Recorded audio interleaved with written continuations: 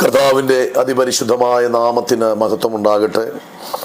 ദൈവത്തിൻ്റെ കൃപയിൽ ആശ്രയിച്ചുകൊണ്ട് എബ്രായ ലേഖനം 3-ാം അധ്യായം അതിൻ്റെ 1-ാമത്തെ വാക്യം, അതുകൊണ്ട് വിശുദ്ധ സഹോദരന്മാരെ, സ്വർഗീയ വിളിക്ക് ഓഹരിക്കാരായുള്ളവരെ, നാം സ്വീകരിച്ച് പറയുന്ന അപ്പോസ്തലനും മഹാപുരോഹിതനുമായ യേശുവിനെ ശ്രദ്ധിച്ച് നോക്കുക. മഹാപുരോഹിതൻ, ഈ മഹാപുരോഹിതൻ എന്നുള്ള പദം പുതിയ നിയമത്തെക്കാൾ കൂടുതൽ ഉപയോഗിച്ചിരിക്കുന്നത് പഴയ നിയമ പുസ്തകങ്ങളിലാണ്. ദൈവം പഴയ നിയമ കാലഘട്ടത്തിൽ സഭയിലാക്കി വെച്ച അല്ലെങ്കിൽ ദൈവിക ശുശ്രൂഷയ്ക്ക് വേണ്ടി ദൈവം തിരഞ്ഞെടുത്തിരുന്ന 2 വിഭാഗം ആളുകളാണ്. ഒരു കൂട്ടം ആളുകൾ പുരോഹിതന്മാരും മറ്റൊരു വിഭാഗം ആളുകൾ പ്രവാചകന്മാരുമാണ്. ഇത് രണ്ടും അന്നത്തെ ഇസ്രായേലിയ സഭയിൽ ആത്മീക ശുശ്രൂഷകൾക്ക് നേതൃത്വം കൊടുക്കാൻ വേണ്ടി ദൈവം തിരഞ്ഞെടുത്തവരാണ്. അതിലൊന്നാമത്തെ വിഭാഗം പുരോഹിതന്മാരാണ്, പുരോഹിതന്മാരും മഹാപുരോഹിതന്മാരും. രണ്ടാമത്തെ വിഭാഗം പ്രവാചകന്മാരാണ്. ഇവർ തമ്മിൽ ചെറിയ വ്യത്യാസമുണ്ട്. ഇവിടെ ശുശ്രൂഷകൾ തമ്മിൽ അല്പം വ്യത്യാസമുണ്ട്. ഇവർ രണ്ടുപേരും മീഡിയേറ്റർമാരായി പ്രവർത്തിക്കുന്നവരാണ്. അതായത് ദൈവത്തിനും മനുഷ്യനും ഇടയിൽ നിന്നുകൊണ്ട് പ്രവർത്തിക്കുന്നവരാണ് പ്രവാചകന്മാരും പുരോഹിതന്മാരും. അപ്പം ഇവരുടെ രണ്ടുപേരുടെയും ശുശ്രൂഷകൾ തമ്മിൽ അല്പം വ്യത്യാസമുണ്ട്. അതായത് ഒരു പുരോഹിതനെ സംബന്ധിച്ച് അദ്ദേഹം ദൈവത്തിനും മനുഷ്യനും ഇടയിൽ നിന്നുകൊണ്ട് മനുഷ്യൻ്റെ കാര്യങ്ങൾ ദൈവത്തോട് പറയുന്ന ഒരാളാണ് പുരോഹിതൻ.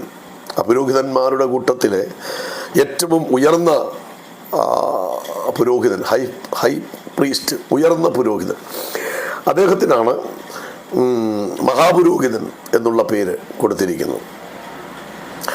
അപ്പം ഇവർ ദൈവത്തിനും മനുഷ്യനും ഇടയിൽ നിന്നുകൊണ്ട് മനുഷ്യൻ്റെ കാര്യങ്ങൾ ദൈവത്തോട് പറയുന്നു.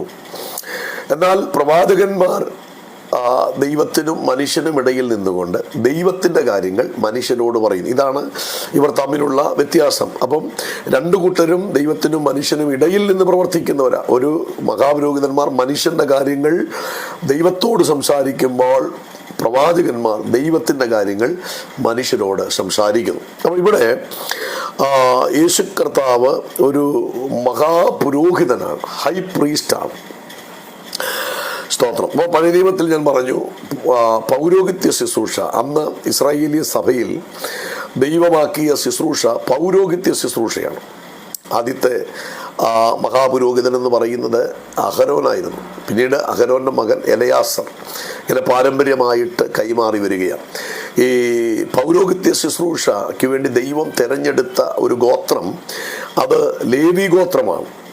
ലേവി ഗോത്രത്തിൻ്റെ ശുശ്രൂഷ എന്ന് പറയുന്നത് പൗരോഹിത്യം, അവരുടെ അവകാശം എന്ന് പറയുന്ന ദൈവമായിരുന്നു. അപ്പം അതുകൊണ്ട് തന്നെ ഈ ഗോത്രത്തെ ദൈവം ഈ ശുശ്രൂഷയ്ക്ക് വേണ്ടിയാണ് തിരഞ്ഞെടുത്തിരുന്നത്. സ്തോത്രം. ഇനിയും ഈ മഹാപുരോഹിതന്മാരുടെ ശുശ്രൂഷ ദൈവാലയത്തിലെ ശുശ്രൂഷയാണ് അവർ ചെയ്തിരുന്നത്. അപ്പം ദൈവാലയം എന്ന് പറയുമ്പോൾ ആദ്യത്തെ ആലയം എന്ന് പറയുന്നത് യാഗപീഠമാണ്. എന്നാൽ പിന്നീടത് മരുഭൂമിയിൽ വന്നപ്പോൾ സമാഗമന കൂടാരമായി. പിന്നീട് ശലോമോൻ നിർമ്മിച്ച ദൈവാലയമായിട്ടത് മാറി. ആ ദൈവാലയത്തെ വീണ്ടും ആ ദൈവാലയം തകർന്നുപോയി. നെബൂഖദ്നേസർ രാജാവ് ആ ദൈവാലയത്തെ തകർത്തു. എന്നാൽ പിന്നീട് സെരുബാബേൽ ആ ദൈവാലയത്തെ വീണ്ടും പണിതുയർത്തി. ആ ദൈവാലയത്തെ ഹെരോദാവിൻ്റെ കാലത്ത് ഏതാണ്ട് 46 വർഷമെടുത്ത് അതിനെ ഒന്നുകൂടെ മനോഹരമാക്കി പുതുക്കി പണിതു. AD 70 ഹെരോദാവിൻ്റെ ആലയം ടൈറ്റസ് എന്ന റോമൻ ചക്രവർത്തി നശിപ്പിച്ചു കളഞ്ഞു. അതിനുശേഷമായിട്ട് ഇന്ന് അതിനുശേഷം പിന്നീട് യഹൂദന്മാർക്കൊരു ദൈവാലയം ഉണ്ടായിട്ടില്ല. സ്തോത്രം, ഉണ്ടായിട്ടില്ല. ഇന്ന് ഭൂമിയിലുള്ള ആലയം എന്ന് പറയുന്നത് ദൈവത്തിൻ്റെ സഭയാണ്. സ്തോത്രം. ഇനി ഹെരോദാവിൻ്റെ ആലയത്തിൻ്റെ ആ കാലത്ത്, ഹെരോദാവ് പുതുക്കിപ്പെടുന്ന ശെരുബാബേലിൻ്റെ ആലയം നിലനിൽക്കുന്ന കാലത്ത് ഒരിക്കൽ ഈ യെരുശലേം ദൈവാലയത്തിൻ്റെ അടുക്കൽ നിന്ന് കർത്താവ് അവിടെ നിൽക്കുന്നവരുമായി സംസാരിച്ചപ്പോൾ യേശു പറഞ്ഞു, നിങ്ങൾ ഈ മന്ദിരം പൊളിപ്പീൻ, 3 ദിവസം കൊണ്ട് ഞാനത് പണിയും എന്ന് യേശു പറഞ്ഞു. യെരുശലേം ദൈവാലയത്തോട് സമീപത്ത് നിന്ന് പറഞ്ഞപ്പോൾ അത് കേട്ട ആളുകളൊക്കെ വിചാരിച്ചത് യെരുശലേം ദൈവാലയത്തെക്കുറിച്ചാണ് യേശു കർത്താവ് പറഞ്ഞെന്ന്. അതുകൊണ്ട് അവർ പറയുന്നുണ്ട് ഇത് ഹെരോദാവ് 46 വർഷം കൊണ്ട് പണിതതാണ്, അപ്പോൾ അതിനെ നീ 3 ദിവസം കൊണ്ട് പണിയുമോ എന്നൊക്കെ ചോദിക്കുന്ന നിലയിലേക്ക് വന്നു. പക്ഷേ യേശു ഒരിക്കലും ആ അക്ഷരികമായ ആ ദൈവാലയത്തെക്കുറിച്ചായിരുന്നില്ല പറഞ്ഞത്, മറിച്ച് യേശുവിൻ്റെ ശരീരമെന്ന ദൈവാലയത്തെക്കുറിച്ചാണ് കർത്താവ് പറഞ്ഞത്.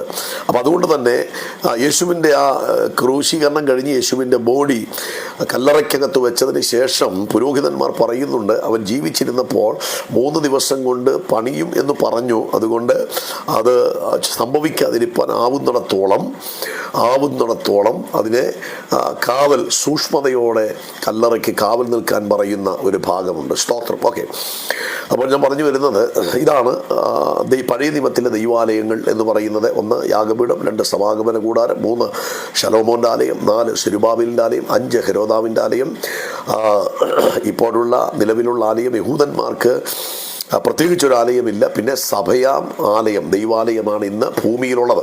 അതിനകത്ത് യഹൂദനെന്നോ ജാതികളെന്നോ യവനനെന്നോ വ്യത്യാസമില്ലാതെ ക്രിസ്തുയേശുവിൻ്റെ കാൽവരി മരണത്തിൽ വിശ്വസിച്ച് രക്ഷിക്കപ്പെടുന്നതിലൂടെ ഈ സഭയുടെ ഭാഗമാകുവാൻ എല്ലാവർക്കും തുല്യ അവകാശമാണ്. അതുകൊണ്ട് യഹൂദന്മാർക്ക് ഇന്ന് ദൈവത്തിൻ്റെ ആലയമില്ല. എന്നാൽ ഒരിക്കൽ യെരുശലേം ദൈവാലയത്തെ നോക്കി, ഹെരോദാവ് പണിത ദൈവാലയത്തെ നോക്കി യേശു കർത്താവ് പറഞ്ഞു ഇതിവിടെ കല്ലിന്മേൽ ശേഷിക്കാതെ നശിക്കുന്നൊരു കാലം വരുമെന്ന് ശിഷ്യന്മാരോട് പറഞ്ഞു. യെരുശലേം ദൈവാലയം, അതിൻ്റെ പണിയും അതിൻ്റെ മനോഹാരിതയൊക്കെ ഇങ്ങനെ വർണ്ണിക്കുമ്പോൾ കർത്താവ് പറഞ്ഞു ഇതിവിടെ കല്ലിന്മേൽ കല്ല് ശേഷിക്കാതെ നശിച്ചു പോകുന്നൊരു കാലം വരുമെന്ന് പറഞ്ഞു. സ്തോത്രം. അത് യേശു പറഞ്ഞതുപോലെ AD 70 സംഭവിച്ചു അല്ലേ. ടൈറ്റസ് എന്ന റോമൻ ചക്രവർത്തി അദ്ദേഹം യെരുശലേം പിടിച്ച് മടങ്ങുമ്പോൾ യെരുശലേം ദൈവാലയത്തിന് നേരെ പടയാളികളിൽ ആരോ കയ്യിൽ കരുതിയൊരു പന്തമെടുത്തെറിഞ്ഞു. ആ പന്തം ആ യെരുശലേം ദൈവാലയത്തിലുണ്ടാകുന്ന സ്വർണത്തിൽ കത്തിപ്പിടിച്ച് അങ്ങനെ അത് മുഴുവൻ യെരുശലേം ദൈവാലയം മുഴുവൻ അന്ന് നശിച്ചു.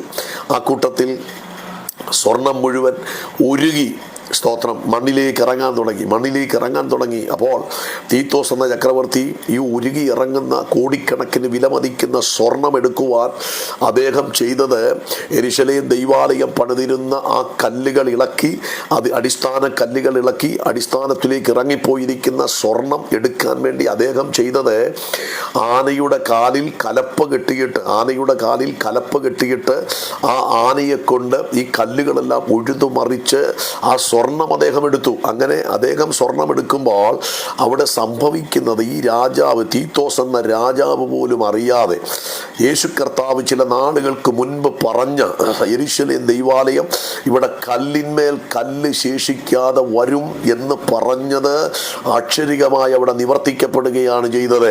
അതിനുവേണ്ടിയാണ് ഈ പൊന്നുരുകി താഴേക്കിറങ്ങുന്നതും അതുപോലെ തന്നെ ഈ ആനയുടെ കാലിൽ കലപ്പ കെട്ടി ഉഴുതുമറിച്ച് ഓരോ അടിസ്ഥാന കല്ലുകളും ഇളകി മറിക്കുമ്പോൾ, സ്തോത്രം, തീത്തോസിന് കുറേ പൊന്ന് കിട്ടിയെങ്കിലും സ്വർണം കിട്ടിയെങ്കിലും ഹല്ലേലൂയ അവിടെ സംഭവിച്ചത് ഒരു യേശുക്രിസ്തുവിൻ്റെ ആ പ്രവചനം അവിടെ നിവർത്തിക്കപ്പെടുകയാണ് ചെയ്തത്. സ്തോത്രം, ഹല്ലേലൂയ. അപ്പം ദൈവം ഒരു കാര്യം പറഞ്ഞാൽ അത് നിവർത്തിക്കുവാനും ദൈവം ശക്തനാണ്. സ്തോത്രം. ഇന്നതുപോലെ സംഭവിക്കും എന്ന് ദൈവം പറഞ്ഞാൽ അത് അങ്ങനെ തന്നെ ചെയ്യുവാൻ വിശ്വസ്തനായൊരു ദൈവമാണ് ഞാൻ പ്രസംഗിക്കുന്ന ദൈവം എന്നുള്ള കാര്യം മറന്നു പോകരുത്. Praise the Lord.